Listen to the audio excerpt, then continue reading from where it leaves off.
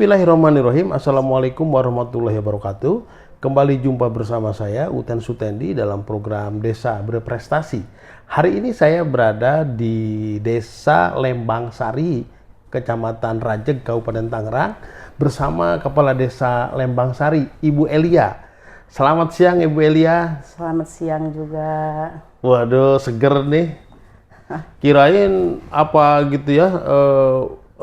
Nama Elia itu apa namanya, seorang ibu gitu ya, tapi kelihatannya masih muda juga ini ibunya. Umur berapa sekarang?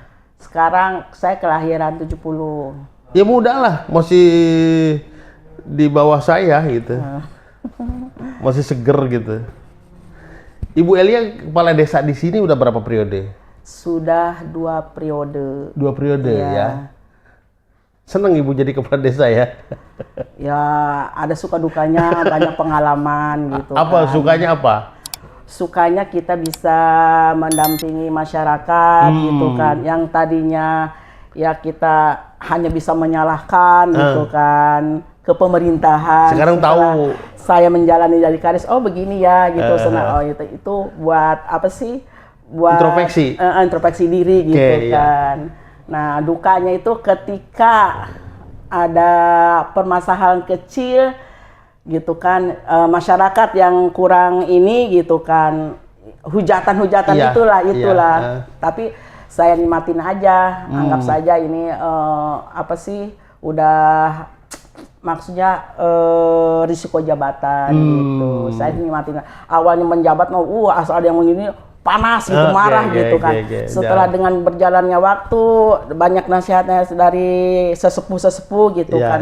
Ya kesini ya udah cuekin aja lah gitu kan. Yang suara-suara yang enggak ini gitu. Bagaimana Ibu bisa kelihatannya menikmati itu ya? Dengan cara apa Ibu menikmati jadi kepala desa dan kemudian juga masyarakat senang Ibu bersikap sebagai kepala desa itu?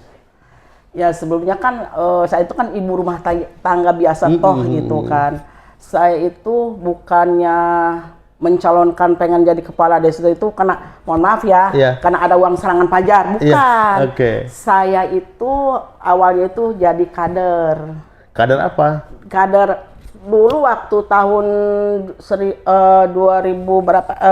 1023. 23 itu nggak ada yang mau jadi kader, kan nggak ada, mohon maaf, nggak ada. Kader desa atau kader PKK kader gitu PKK. kan. Ya. Semua itu jabatan saya, awalnya saya keinginan gitu kan, kenapa apa tuh kepala desa mesti lelaki, kenapa gua nggak bisa gitu kan, gitu. Itu dia. Yang membuat ini saya gitu kan. Nah, awalnya saya itu jadi fasilitator desa FD waktu itu. Waktu itu kan tahun 2003 itu kebetulan Kabupaten Tangerang itu didanai oleh Bank Dunia. Yang mendapat kucuran dana itu 4 kecamatan Kabupaten Tangerang itu. Termasuk Raja. Kronjo, Paku Haji, Panongan sama Rajeg. Untuk apa aja Bank Dunia itu mengusulkan anggaran? Untuk jadi hibah itunya, untuk simpan pinjam perempuan, SPP gitu, sama web. Fokusnya ke perempuan, pemberdayaan perempuan. Nah, di pemilihan kepala desa di Tangerang itu dan juga umumnya di Indonesia ya kan, terkenal kan nggak mudah Bu ya, nggak mudah. Ada harus dilalui dengan perjuangan fisik maupun perjuangan finansial. Ibu seorang perempuan, kok berani? Ya gini, saya melihat dari Ibu Kartini gitu kan ya, pejuang-pejuangnya dulu. Kenapa bisa gitu? Kenapa beliau-beliau bisa? Kenapa saya enggak gitu? Saya mencoba gitu dengan dukungan-dukungan dari masyarakat setempat gitu. Apa modal Ibu waktu itu bisa punya keberanian untuk mencalonkan diri jadi kepala desa? Baik modal pribadi secara kemampuan life skill maupun kemampuan yang lain gitu. Modal saya itu keberanian aja gitu kan. Beraninya gini, karena saya udah ada pengalaman gitu kan menjabat jadi kader PKK itu dari posyandu, dari fasilitator desa, semua yang waktu itu saya semua gitu. Kadang-kadang pendampingan untuk ibu kepala desa ketika beliau tidak bisa hadir, saya yang hadir gitu kan. Kalau ada acara-acara gitu kan. Dari situ gitu. Kenapa gua nggak bisa gitu? Makanya saya berani gitu. Ya modalnya berani aja dulu gitu kan. Terus modal lainnya? Ya modal lainnya, ya itu kan dukungan dari masyarakat. Keluarga pertama gitu kan, dari keluarga dulu gitu kan, dari suami. Kan di Tangerang ini terkenal dengan istilahnya itu transaksional atau ayak meren gitu kan? Iya, ya udah pasti itu. Kan tidak sedikit uang yang harus dikeluarkan itu. Ya betul. Ibu mainkan itu juga? Ya mau tidak mau lah gitu kan, karena emang sudah bukan rahasia umum lagi gitu. Dari mana ibu dapat modal banyak itu? Dari suami. Oh, suami seorang pengusaha. Iya. Jadi dari suami, dari keluarga gitu kan. Support suami. Iya. Terus kekurangan didukung oleh keluarga gitu kan. Ada materi-materi yang. Nah, sekarang kan ibu sudah menjabat kepala desa sampai 2 periode ya. Artinya itu ada kepercayaan dari masyarakat ya. Sehingga ibu dipilih 2 periode ya. Itu apa yang ibu lakukan ke masyarakat sehingga masyarakat masih percaya kemana ibu itu? Ya pendekatan gitu kan. Ketika ya ada yang mohon maaf ya, ada yang meninggal, kita silaturahmi gitu kan, kita tajia gitu bersama staf-staf gitu kan. Ketika warga ada yang sakit, kita kan kalau ada waktu kita nengokin ke rumah sakit, walaupun enggak pun kita ke rumahnya gitu. Nah, itu wajib ya? Iya, kayaknya kan kalau ada yang meninggal nih, kalau kadesnya nggak datang, itu lurahnya nggak datang gitu. Bukan tanya, itu abangnya yang di sono udah datang belum? Enggak, yang tanya itu lurah udah kesini belum gitu. Terus ada yang sakit pun, itu lurah udah nengok apa belum gitu. Iya. Terus yang setelah ibu jadi kepala desa ya, di benak ibu pertama kali apa yang akan ibu lakukan waktu itu terhadap desa Lembang Sari ini? Pertama penataan untuk administrasi gitu. Karena mohon maaf ya, sekarang itu dulu sama sekarang mungkin kan udah beda gitu kan ya. Kalau dulu kan kalau pelayanan itu bisa di rumah apa di mana gitu kan, di mana aja, betul di mana aja bisa, yang penting kita terlayani. Cuma secara administrasi untuk apa sih, kan nggak mungkin dong kita kalau keluar bawa register kan gitu kan. Jadi kalau untuk pelayanan kata saya tetap harus di desa gitu kan. Kalau administrasi gitu, kecuali yang hal urgent gitu kan. Malam kita datang ke kantor desa gitu, karena untuk ya model kayak untuk perumahan kan kalau membawa mayat apa gitu kan ke Jawa gitu kan ya harus ada surat jalan gitu kan. Bentar, ke Jawa maksudnya gimana ke Jawa?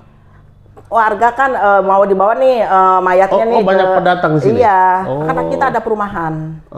Oke. Pulang kampung misalnya. Gitu kan bawa mayat nih, harus ada uang ada surat jalan kan gitu kan. Nah, kita buatkan walaupun kadang-kadang kan malam. Kalau jam 3 kita mesti bangun gitu. Iya. Itu yang pelayanan. Yang pertama ibu lakukan prioritas pelayanan. Iya, pelayanan. Terus berikutnya apa yang ibu kembangkan di desa ini? Yang ya pemberdayaan gitu kan. Saat ini kan pemerintah kan harus ada apa sih, ketapang ya, ketahanan pangan. Oke. Jadi apa potensi ketahanan pangan di sini? Yang kita sekarang jalani itu sapi sama ayam bertelur. Sudah jalan ibu? Sudah. Sapi berapa ekor? Sapi ada 11, cuman kan kita kan cuman apa sih pedaging gitu. Oke. Per tahun berarti ya panen ya. Ayam juga banyak ya? Ayam alhamdulillah banyak. Saya lihat tadi ke sini meliuk-liuk mobil saya itu banyak sekali areal pertanian, sayuran, sawah gitu. Iya. Kebetulan emang di sini itu kan tanahnya tanah hujan. Tanah hujan ya. Nggak ada irigasi ya? Ada irigasinya kan, mau debit airnya nggak nyampe ke sini. Debit airnya kurang. Jadi pakai itu pompa.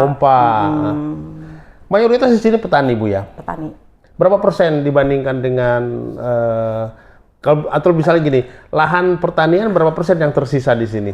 Di sini kebetulan kan dibandingkan dengan pemukiman ya. Luas Lembang Sari itu cuma 200 hektar, 208 hektar. Terus persentasenya dengan pertanian dan pemukiman? Ya lebaran pemukiman. Oh.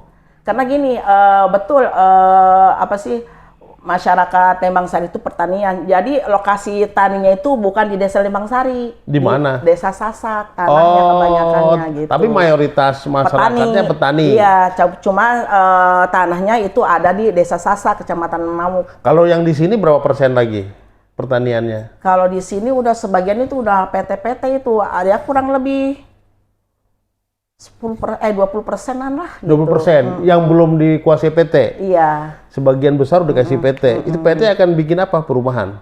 Pemukiman juga? Ya, kan kalau untuk Kecamatan Raja mah banyak kan pemukiman. Pemukiman ya, gitu. Apa membuat aset nggak tahu gitu kan. Cuman saat ini mah yang ada di Lembang Sari itu perumahan baru 3 perumahan. Puri, Madani, sama Taman Kota. Sama yang ini nih apa tuh Madani apa tuh Madani, iya Madani. Jadi potensi unggulan yang menjadi prioritas pengembangan desa ini apa di sini? Pertanian. Dan Ibu prioritaskan itu ya? Iya. Gitu. Bahkan apa tuh kita ngebentuk Koperasi Merah Putih itu kita prioritaskan itu untuk pertanian. Untuk komoditi pertanian. Kita persiapkan ininya bibit segala pupuk segala macam gitu. Udah terbentuk ya? Kalau dibentuk baru dibentuk ya. Cuman kita kan harus membentuk dulu gitu kan. Tapi kalau BUMDes kan sudah lama. Dibentuknya oleh pemerintah pusat. Iya betul. Cuman kan kita kan bentuk kalau BUMDes itu kita tidak menganggarkan anggaran. Jadi kata ketapang yang sudah ada itu kita baru dimasukkan ke BUMDes gitu. Kita tidak menganggarkan untuk BUMDes. Oke. Jadi rencananya di BUMDes itu apa yang menjadi prioritas Ibu kegiatannya? Yang menjadi prioritas bidang usahanya gitu. Yang sekarang kita jalankan itu apa tuh ayam jual telur sama itu apa sapi sapi ya. Kita pun ada stadion, punya stadion desa gitu kan. Jadi sekarang udah hampir 90% kita ini gitu kan. Jadi nanti dari hasil itu kita masukkan ke BUMDes juga gitu. Jadi BUMDes nanti yang ngelola. Jadi Ibu bikin stadion mini di desa ini untuk publik ya. Iya. Jadi hasil dari jasa pemakaian itu sewa gitu. Nanti masuk ke BUMDes. Jadi BUMDes nanti yang mengelola. Udah jalan itu sekarang? Sekarang lagi perbaikan.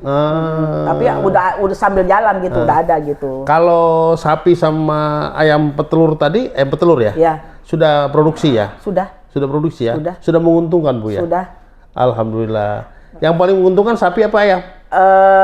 Kalau untung mah belum cuman buat ini doang gitu kan. Karena artinya sudah ada pemasukan lah. Iya, udah ada pemasukan ada. Iya. Sapi juga ada udah sapi tahun kemarin tuh udah ada 18 juta. Gitu keuntungannya. Pemasukannya. Untuk kas BUMDes ya gitu. Nah, gini tadi saya dengar Ibu didukung oleh suami ya. Kemudian suami sekarang sudah nggak ada. Iya. Ibu dalam kondisi hidup tanpa suami tapi survival terus ya. Apa yang menjadi filsafat atau kekuatan Ibu terus survive menjadi seorang kepala desa dan menjadi seorang wanita yang kuat gitu? Ya, kebetulan kan suami waktu saya mau mencalonkan itu izin gitu ya, silahkan kamu.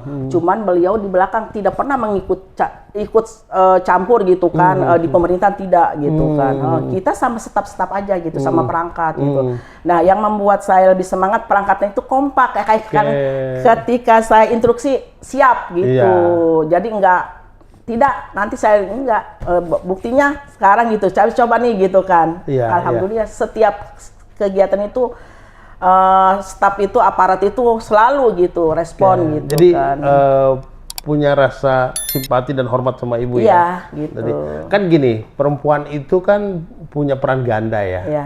Apalagi Ibu sebagai kepala desa. Betul. Tapi juga harus ngurus rumah tangga. Itu gimana cara bagi waktunya Bu? Ya gini, kita kan lihat jadwal. Saya tuh kalau sebelum kalau bangun tidur itu nggak langsung bangun kan, lihat HP. Nih kan sekarang kan undangan itu kan kan gitu kan. Nah, ya walau bisa kan. Tapi tetap saya walaupun saya jadi kades, tetap saya nyapu setiap pagi subuh. Oke. Tetap konsisten menjalankan fungsi perempuan. Iyalah. Sebagai ibu rumah tangga. Masak. Oke. Nyuci, walaupun ada yang ngebantu gitu, tetap saya nyuci sendiri. Nyuci sendiri. Iya, gitu. Nyapu sendiri halaman. Gitu. Saya kalau menyapu halaman tuh di depan itu ngasih contoh ke warga. Oke. Secara tidak langsung ini loh, gua gitu. Iya, tugas perempuan itu. Untuk bersih-bersih rumah itu nggak harus apa sih orang lain gitu. Walaupun kita punya asisten, tetap kita jalin sendiri kalau kita pengen sehat gitu. Kalau daripada olahraga lari-lari kesan kemana, mendingan gerakin badan kita gitu. Iya, luar biasa. Anak-anak berapa? Anak 4. Mendukung Bu ya? Mendukung semua? Alhamdulillah mendukung. Yang sudah ya tinggal 1 bontot gitu, yang semua udah keluar semua. Saya senang mendengarnya ya, ada perempuan di Tangerang ya, di wilayah Rajeg ini yang bisa memberi contoh kepada para perempuan lain bahwa perempuan itu juga bisa survival seorang diri dan bisa berkarir. Mungkin ada yang perlu Ibu sampaikan kepada masyarakat Tangerang dan warga Ibu sendiri. Ya, silakan Bu. Halo ibu-ibu perempuan Indonesia. Kita sebagai perempuan tidak harus punya jabatan yang tinggi. Kalau untuk membangun desa itu kita perlu semangat dan pengalaman. Udah gitu aja. Ibu Elia terima kasih ya sudah bisa ngobrol dan bisa memberi inspirasi kepada banyak orang dan para perempuan khususnya di tanah air. Semoga bermanfaat. Amin. Demikian pemirsa di rumah dan di mana saja berada obrolan saya dengan Ibu Elia, Kepala Desa Lembang Sari, Kecamatan Raja, Kabupaten Tangerang. Sebuah obrolan singkat tapi cukup menarik. Di sini kita bisa mendapat banyak inspirasi bahwa menjadi perempuan seorang diri itu bukan masalah. Yang paling penting adalah kita punya cita-cita, punya motif untuk mengabdi dan berkarya untuk bangsa. Terima kasih, sampai jumpa lagi bersama saya Uten Sutendi. Assalamualaikum warahmatullahi wabarakatuh.